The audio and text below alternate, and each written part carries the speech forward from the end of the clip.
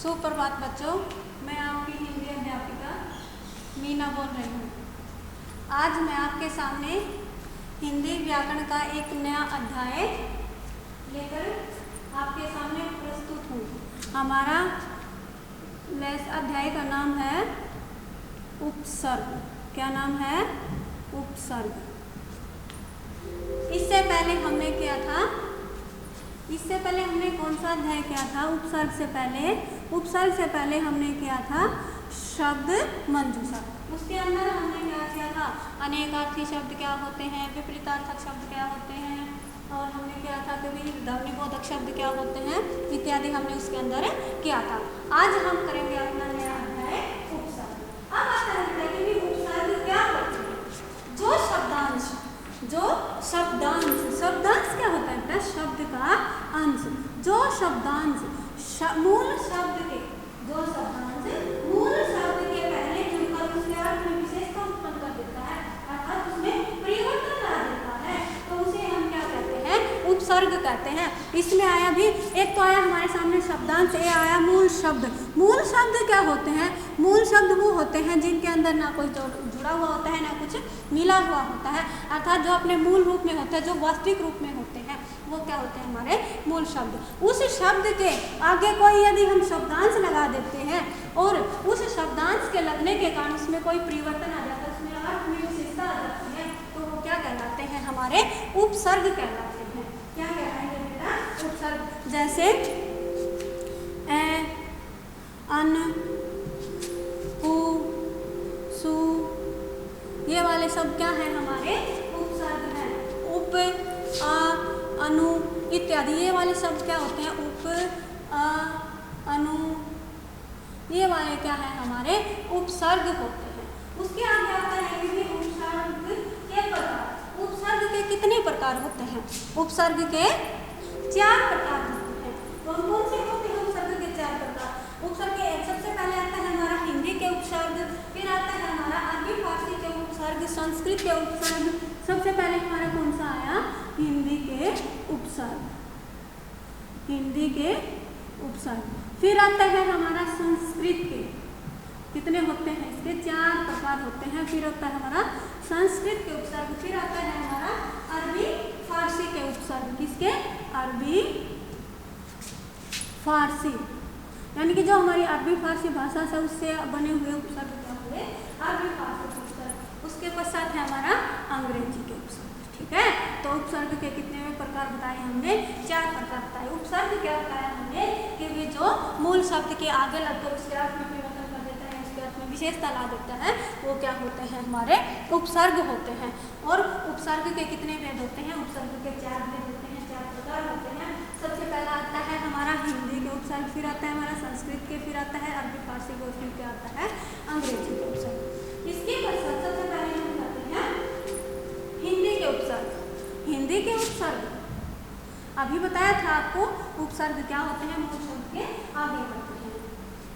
जैसे कोई शब्द लिया हमने भाव, इसमें हमने ए उपसर्ग जोड़ दिया, तो ये नया शब्द क्या बन जाएगा? अभाव। क्या बना? अभाव। अब देखो, भाव अलग चीज है। ए उपसर्ग जोड़ने से ये अलग बन गया। भाव क्या हो गया? भाव हो गया जैसे हमारे विचार हो गए, या भाव करना, तोलना वगैरह वाला भी हो गया। अब भाव क्या हो गया? कमी, कुछ रह जाता है। जैसे फिर हम लेते हैं, जैसे अन आ गया, जैसे मूल शब्द हमने लिया पढ़। पढ़ के आगे यदि हम अन उपसर्ग जोड़ देते हैं, अन उपसर्ग जोड़ दे तो ये क्या बन जाएगा? हमारा अनपढ़। जैसे डर के आगे यदि हम नी जोड़ देते हैं तो हमारे ये क्या बन जाएगा? निडर। जैसे कुपुत्र बताया था ना, जैसे पुत्र हो जाए तो, और यदि वो कुपुत्र हो जाए तो इनके बुरा, और सुपुत्र हो जाए तो अच्छा। यानी कि पुत्र क्या है? हमारा मूल शब्द है, और इसके आगे जो ये कु लगा है, ये सु लगे हैं, नी लगा है, ए लगा है, अन लगा है, ये शब्द क्या है? हमारे शब्दांश हैं जो उपसर्ग कहलाते हैं। और ये हमारे किसके उपसर्ग हैं? हिंदी के उपसर्ग तद्भव होते हैं, देसी भाषा से लिए हुए विदेशी शब्दों के साथ प्रयुक्त होते हैं। हैं, इनके देशी भी शब्द होते हैं, विदेशी भी शब्द होते हैं। और कब वो शब्दों के साथ किसका प्रयोग करते हैं हम? हिंदी के उपसर्गों का। तो हिंदी के उपसर्ग कौन कौन से हो गए? जैसे अ है, अन है, अध है, उन है। उन क्या होता है? इनके हमें अर्थ भी आने चाहिए। उन यानी के एक कम। तो ये सब क्या है? नी है, घर है, ये हमारे क्या है? हिंदी के उपसर्ग। उसके पश्चात है हमारा संस्कृत के उपसर्ग। इसके आगे हम क्या करेंगे?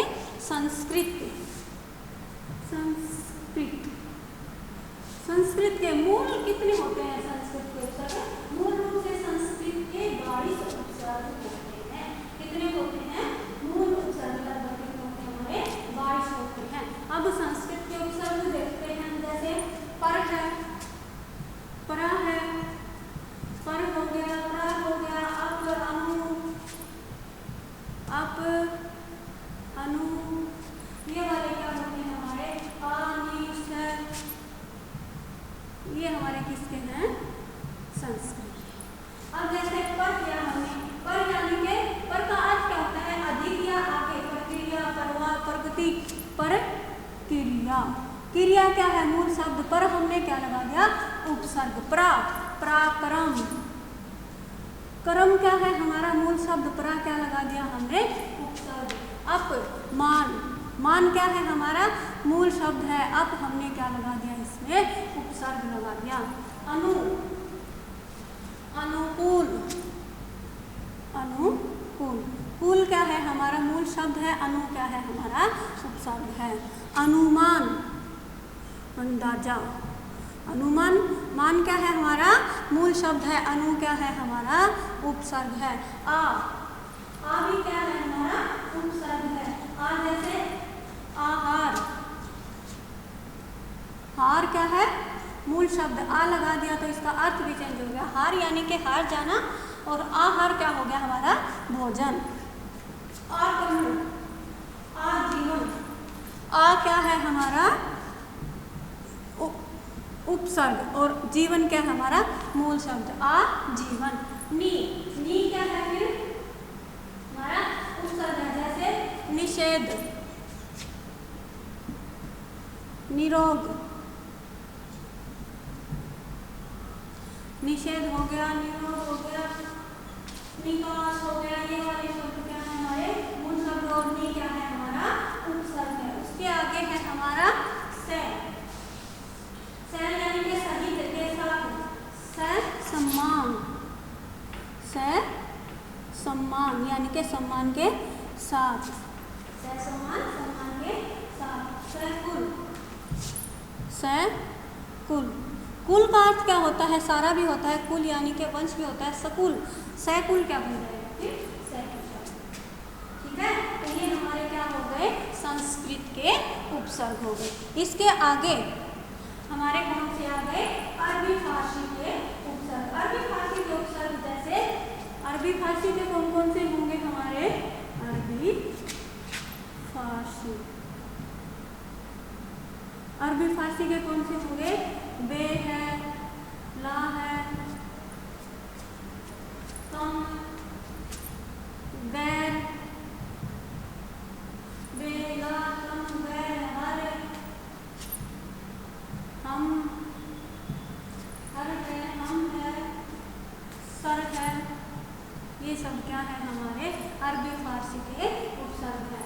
बे, जैसे बे का क्या हो जाएगा? अर्थ बिना, बेईमान, ईमान। ये क्या हो गया? बे क्या है? हमारा उपसर्ग है। और ईमान क्या है? मूल शब्द है। तो और देखो ईमान क्या होता है? और बेईमान क्या होता है? बेईमानी करने वाला यानी कि गलत करने वाला। बेईमान यानी कि जिसका कोई ईमान न हो। बेकार, बे उपसर्ग है हमारा। कार क्या है? मूल शब्द है। ला, जैसे हमारा है ला, जैसे लाजवाब, लाजवाब। जैसे कई बार सब्जी वगैरह टेस्टी बन जाते हैं, हम कहते हैं ना वाह तो लाजवाब सब्जी बनाई आपने। तो ये क्या है? ला क्या है? हमारा उपसर्ग है। और जवाब क्या है? उसका मूल शब्द है। कम, जैसे कम यानी कि थोड़ा, कमजोर, जैसे कमज़ोर, कोई कमज़ोर होता है तो कहते हैं बहुत पतला है भाई, बहुत कमज़ोर है, तो कुछ खाता नहीं है क्या। जैसे गैर है, गैर हाजिर, जो हाजिर ना हो, जो प्रस्तुत ना हो। गैर क्या है इसमें, उपसर्ग। गैर कानूनी, यानी कि जो कानून के अनुसार न हो, वो क्या हो जाएगा, गैर कानूनी। हर, जैसे हर घड़ी, हर वक्त, हर वक्त, हर घड़ी, हर पल। तो ये सब क्या है, पीछे वाले जो है वो क्या है, हमारे मूल शब्द हैं, और हर क्या है, इनमें उपसर्ग है। हम में क्या हो जाएगा, हम सफर, हम जोली, हमदम, हमदम, हम जोली, हम सफर, ये सब क्या है हमारे, हम क्या है फिर हमारा अरबी फारसी का उपसर्ग। उसके पश्चात हमने लिखा सर, जैसे सरपंच, सरपंच, जैसे गांव में होते हैं ना पंच, 5 सर की उपाधि दे दी हमने, सरपंच बना दिया। गाँव में गाँव का जो प्रधान होता है उसको क्या कहते हैं, सरपंच। सरताज, सर का ताज, यानी के सर की टोपी। ठीक है, तो ये हमारे कौन से उपसर्ग हो गए, अरबी फारसी के उपसर्ग। उसके पश्चात है हमारे अंग्रेजी के उपसर्ग। अंग्रेजी के कौन से उपसर्ग होते हैं, देखो अभी अंग्रेजी के उपसर्ग, जैसे सब हो गया, डिप्टी हो गया, वाइस हो गया, सब डिप्टी, वाइस, जनरल, चीफ, ये सब क्या है इंग्लिश के, अंग्रेजी के उपसर्ग। जैसे सब जज, सब जज, सब जज का मतलब सभी जज नहीं है, सब का क्या होता है, अधीन या नीचे, यानी कि जज के नीचे जो मुख्य जज होता है उसके नीचे होते हैं, तो क्या कहेंगे हम, सब जज। सब कमेटी, सब जज, सब कमेटी, यानी कि जो कमेटी होती है उसके नीचे जो होती है उसको सब कमेटी कहेंगे, अधीन या नीचे। तो कमेटी क्या है यहाँ पर मूल शब्द, और सब क्या है उपसर्ग है। ऐसे ही deputy, deputy registrar, deputy commissioner, तो कमिश्नर क्या है यहाँ पर मूल शब्द है, और डिप्टी क्या है उपसर्ग है। Vice, vice chancellor, vice chancellor, vice principal,